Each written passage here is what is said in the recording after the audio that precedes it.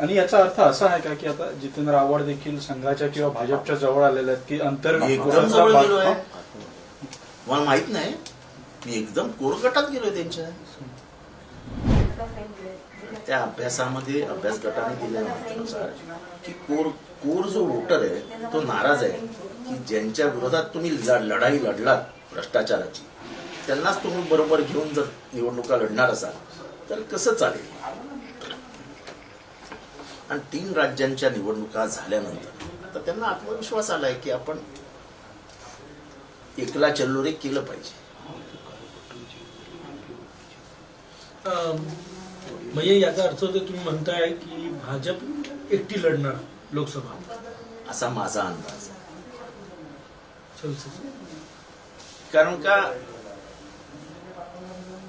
जे उर्वरित लोकसभेचे महाराष्ट्रातले खासदार आहेत हा प्रत्येक जण ह्या प्रयत्नात आहे की आपल्याला कमळ निशाणी मिळावी. याचा अर्थ ते कमळावरती लढायला तयार आहेत.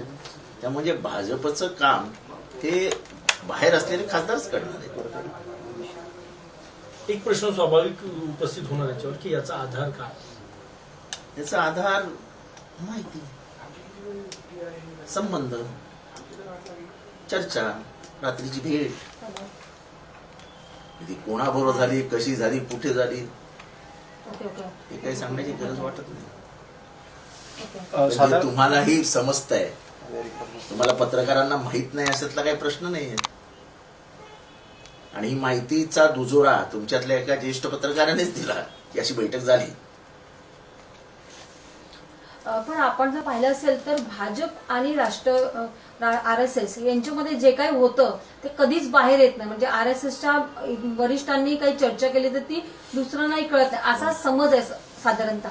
आणि याचा अर्थ असा आहे का की आता जितेंद्र आव्हाड देखील संघाच्या किंवा भाजपच्या जवळ आलेले आहेत की एकदम जवळ गेलोय, मला माहित नाही, मी एकदम कोरगटात गेलोय त्यांच्या.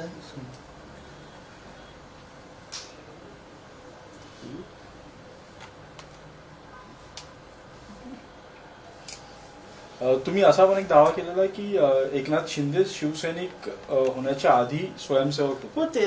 ते त्यांनाही विचारा, ते शाळेत जायचे, त्या संघाच्या शाखेत जायचे. आणि हे काही चुकीचं आहे असं मला वाटत नाही.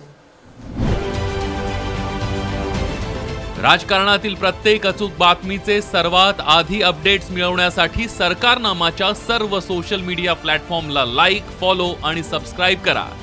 तसंच सर्व नोटिफिकेशनसाठी बेल आयकॉन प्रेस करायला विसरू नका.